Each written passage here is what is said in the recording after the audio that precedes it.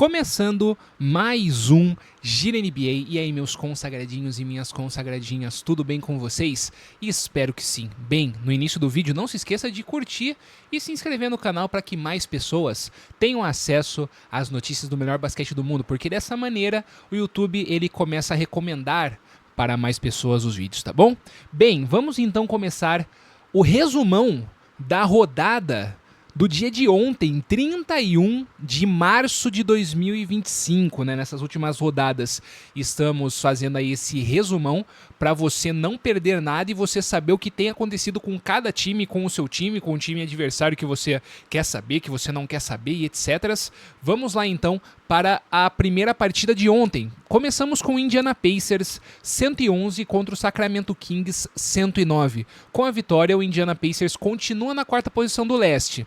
Já são 8 vitórias nas últimas 9 partidas em casa nesse mês de março, uma grande marca.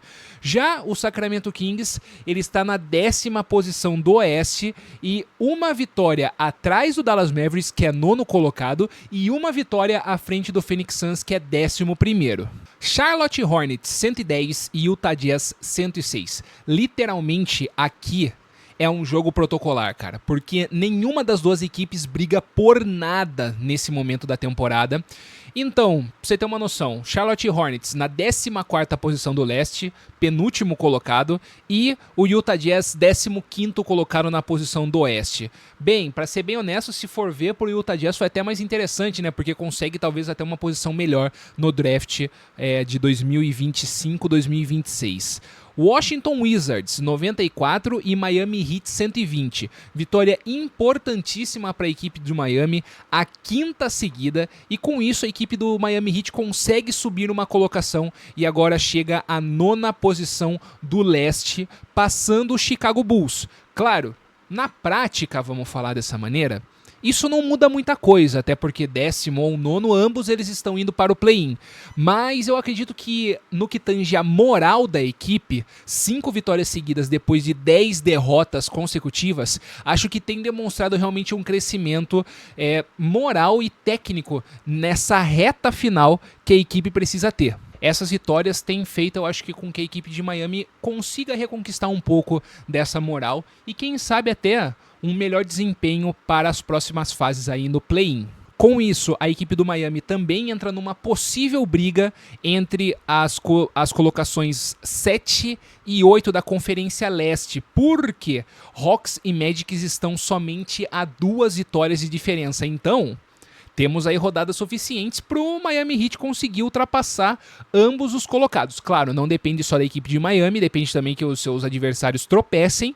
Entretanto, está mais perto do que antes, vamos falar bem a verdade. O Wizards, o último colocado do leste, não joga mais por nada. Acredito que perder também é interessante para eles, para ter uma boa colocação no draft. Orlando Magic 87 e Los Angeles Clippers 96. Com essa vitória, o Los Angeles Clippers encosta no Minnesota Vikings, meu Deus do céu, cara, no Minnesota Timberwolves, no Golden State Warriors e no Memphis Grizzlies.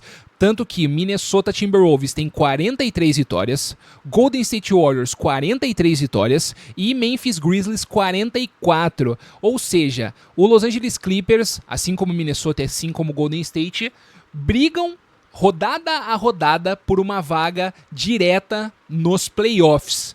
Porque o Memphis Grizzlies ele tem feito favor de estar perdendo rodada também após rodada, após a demissão do técnico. Antes já estava meio ruim, né? Mas após a demissão do técnico não ganhou também mais nenhuma partida. E aí já na sequência eles, né? Memphis Grizzlies 103, Boston Celtics 117. Terceira derrota da equipe do Memphis, a 7ª derrota nos últimos 10 jogos. O Memphis vem literalmente caindo pelas tabelas, uma vez que a equipe já ocupou a 2ª vaga, 2ª colocação na Conferência Oeste. Agora ela tá correndo risco, que nem a gente acabou de mencionar, de cair talvez para uma 8ª posição e aí ter que jogar o play-in, 8º ou 7º colocado. E, para falar bem a verdade, se cair no play-in, eu acho que a equipe ela não consegue fazer nada de extraordinário e vai cair no play-in, não vai nem para os playoffs.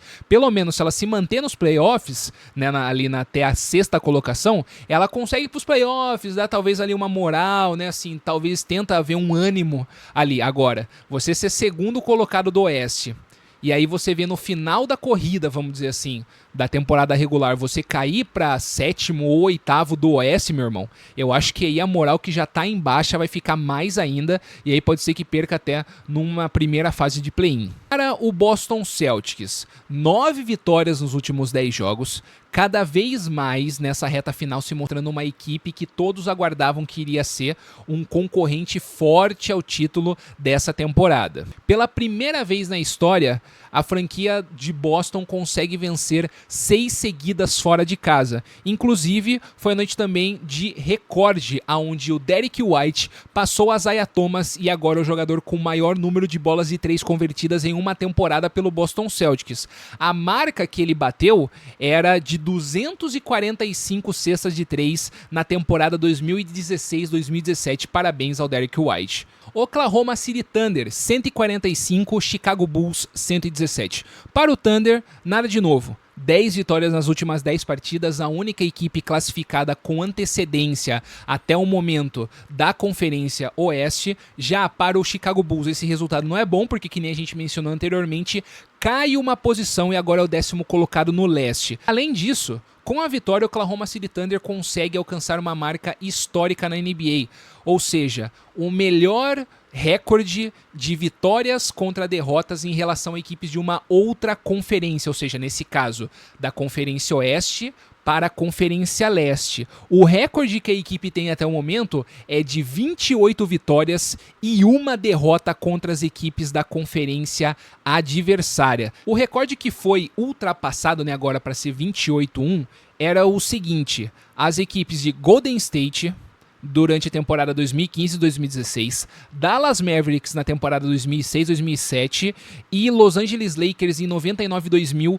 Essas 3 equipes detinham o mesmo recorde de 27 vitórias e 3 derrotas contra o leste. Agora, o Oklahoma consegue bater uma vitória a mais, 28-1. Dallas Mavericks, 109, Brooklyn Nets, 113. Essa derrota aqui para Dallas dói muito, na minha humilde visão, porque pega uma equipe que não tá brigando por mais nada, vamos dizer assim. É a segunda vitória do Brooklyn Nets em sequência, mas ele é o 12º colocado na Conferência Leste e praticamente não almeja mais nada. Para o Dallas, que nem a gente mencionou, é uma derrota péssima, pois poderia, com a derrota do Sacramento Kings, abrir um pouco mais de vantagem na 9ª colocação. Entretanto, dessa maneira, fica o Dallas em 9º com uma vitória à frente do Sacramento, que está uma vitória à frente do Phoenix. Então continua meio embolado esse final de campeonato para essas 3 equipes, vamos dizer dessa maneira. Se Dallas tivesse vencido, conseguiria abrir uma vitóriazinha a mais de Sacramento e talvez ficasse um pouquinho mais tranquilo aí nessa zona do play-in. Los Angeles Lakers, 104 e Houston Rockets, 98. A vitória é importante para o Lakers porque pegou um adversário direto, querendo ou não, de conferência, o 2º colocado da Conferência Oeste, que é o Houston Rockets, que vem tendo uma campanha extremamente convincente, com uma equipe jovem, uma equipe que está jogando muita bola. Ambas as equipes, elas permanecem na mesma colocação. Houston Rockets é 2º colocado ainda e o Los Angeles Lakers é 4º. Entretanto, eu acredito que mais para a moral do Los Angeles Lakers retornar a vencer, eu acho que é um dos principais fatores, porque a equipe, ela vem nessas últimas 10 partidas, ela vem com quase 50% de aproveitamento, vem com 6 vitórias e 4 derrotas. Então, assim, precisa ganhar um pouco de fôlego e um pouco de ânimo, vamos dizer assim, principalmente porque vai entrar nos playoffs.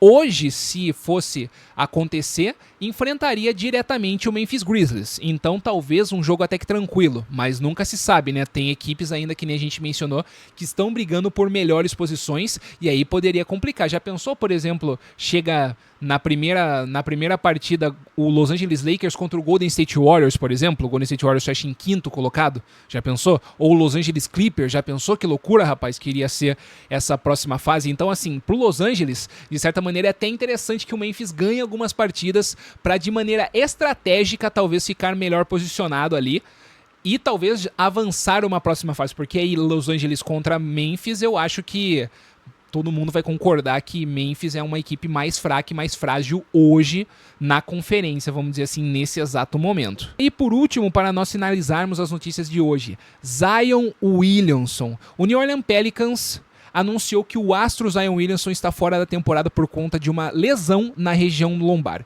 Além disso, o ala pivô e o veterano CJ McCollum também só voltam para a próxima temporada. Ambos foram afastados por causa de lesão. Desse modo, a franquia acelera o modo tanque, vamos falar dessa maneira, que é para perder mais jogos, para conseguir uma posição melhor no draft do ano que vem. Hoje o time de Nova Orleans ocupa a vice-lanterna da Conferência Oeste. O cenário, aliás, não é uma novidade na carreira de Zion Williamson. Afinal, em 4 das últimas 6 temporadas da NBA, o jogador de 24 anos disputou 30 jogos ou menos. Além disso, o camisa 1 desfalcou os Pelicans em 258 das 472 possíveis partidas que ele poderia disputar. Ou seja, ele passou mais tempo afastado por lesão do que em quadra na sua passagem pelo New Orleans. E o que isso quer dizer num geral, né? Nesse último momento, eu até acreditava que o Zion iria voltar numa melhor fase, porque demonstrava estar mais focado, mais magro, jogando com ótimos números, chamando a atenção de outras equipes da NBA. Entretanto, a situação ela começa a ficar um pouco insalubre, vamos dizer assim, talvez para o Zion dentro da equipe do New Orleans. Por quê? E o que eu acho que pode fazer com que... E o que eu acho que por causa disso possa haver uma troca no futuro. Porque é o seguinte, o Zion ele tem mais 3 anos de contrato.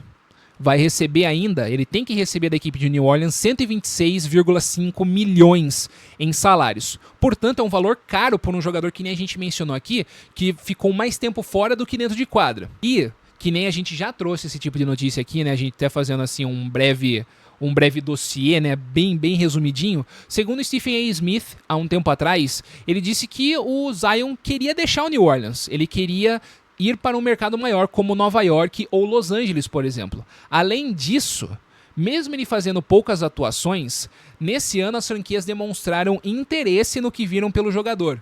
Então, será que nós podemos ver nessa próxima off-season o Zion Williamson sair?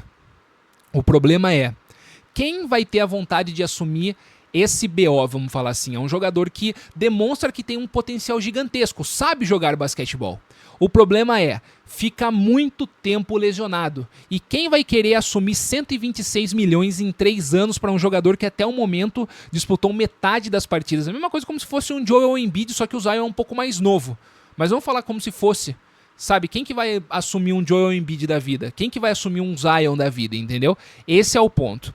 Essas foram as notícias de hoje. Espero que vocês tenham gostado. Tamo junto e até a próxima.